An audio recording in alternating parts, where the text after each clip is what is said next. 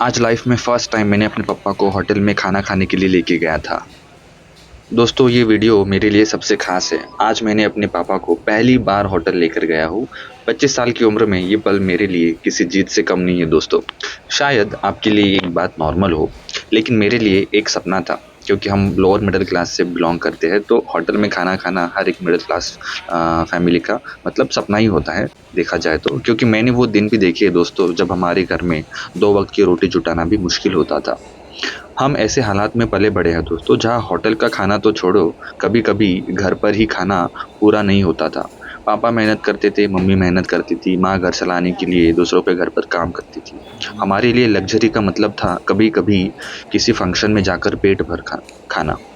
उस वक़्त ये ख्वाहिश मन में दबी थी कि काश एक दिन मैं भी पापा को, मम्मी को अच्छे होटल लेकर जाऊँ और उन्हें खाना खिलाऊँ, उनके मन पसंदीदा। लेकिन हालात हमेशा आड़े आते थे। पैसों की तंगी, ज़िम्मेदारियाँ और जीवन की भागदौड़। फिर ज़िंदगी ने करवट ली। करवट इन द सेंस, पढ़ाई पूरी कर ली, फिर नौकरी शुरू की, स्ट्रगल झेले और आज जॉब से मिलने वाली सैलरी ने वो सपनों का छोटा-सा दरवाज़ा खोल दिया। आज जब बिल पे करने की क्षमता है, तब एहसास हुआ कि असली खुशी तो यही है दोस्तों, अपने पेरेंट्स को खुश देखकर। आज मैं पापा को होटल लेकर गया। शुरू में थोड़े संकोच थे, क्योंकि आदत नहीं थी दोस्तों इसकी।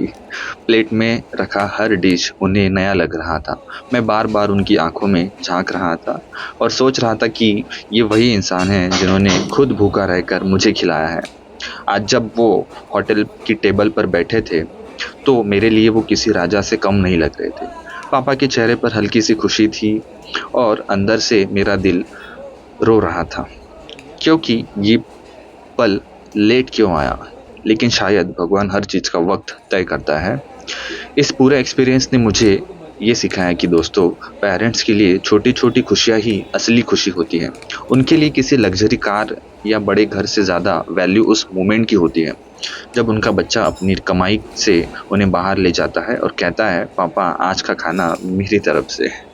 ये वर्ड्स ही उनकी दुनिया की सबसे बड़ी लग्ज़री होती है। और यकीन मानो दोस्तों, उस दिन मेरे पापा ने शायद होटल का खाना नहीं, बल्कि मेरी मेहनत के सालों का फल खाया।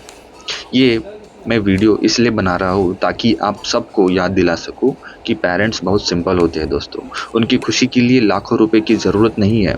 सिर्फ थोड़ी-सी केयर, रिस्पेक्ट और छोटे-छोटे गेस्चर ही काफ़ी है। अगर आप भी अर्निंग कर रहे हो, चाहे कम ही क्यों ना हो, तो कोशिश करो कि महीने में एक बार अपने माँ-बाप को कुछ ऐसे ट्रीट दो जो उन्हें स्पेशल फ़ील कराए। क्योंकि हम जितनी भी मेहनत करते हैं, स्ट्रगल करते हैं, उसका असली फल, मकसद वही होता है कि हम अपने पेरेंट्स को वो सब दे पाएँ जो वो डिज़र्व करते हैं। दोस्तों, मैं सच बताऊँ तो बचपन में कई बार ऐसा हुआ है कि हम खाना खाने बैठे और प्लेट में सिर्फ़ दाल-पानी या बस नमक-रोटी मिलती थी। पेरेंट्स रोज़ मेहनत करते थे, लेकिन इनकम इतनी कम थी कि फैमिली को सँभालना मुश्किल हो जाता था। कभी-कभी मैं सोचता था, क्या हमारी ज़िंदगी ऐसे ही निकलेगी? शायद इसी सोच ने मुझे अंदर से तोड़ दिया और मजबूत बनाया, क्योंकि वही हंगर, वही पेन ने मुझे आज मेहनत करना सिखाया है। मैंने अपने पापा से एक वादा किया था, एक दिन जब मैं बड़ा हो जाऊँगा, पैसे कमाऊँगा, तब अपने पापा-मम्मी को वो सब दूँगा जो उन्होंने हमें देने की कोशिश की, लेकिन हालात ने रोक दिया। ये सिंपल सा प्रॉमिस ही मेरे हर स्ट्रगल के पीछे फ्यूल तरह काम करता है। आज भले ही मैं करोड़पति या लखपति नहीं हूँ, लेकिन ये जो छोटा-सा मोमेंट है, अपने पापा को होटल में बिठाकर खाना खिलाना, ये मेरे लिए किसी लग्ज़री कार या बिग हाउस से बड़ा अचीवमेंट है दोस्तों। दोस्तों, आप सब भी अपने पेरेंट्स के लिए छोटे-छोटे स्टेप्स लो। कभी उन्हें बाहर आइसक्रीम खिलाने ले जाओ, कभी पार्क में वॉक पर ले जाओ, या बस उनके साथ 15 मिनट बैठकर बातें कर लो।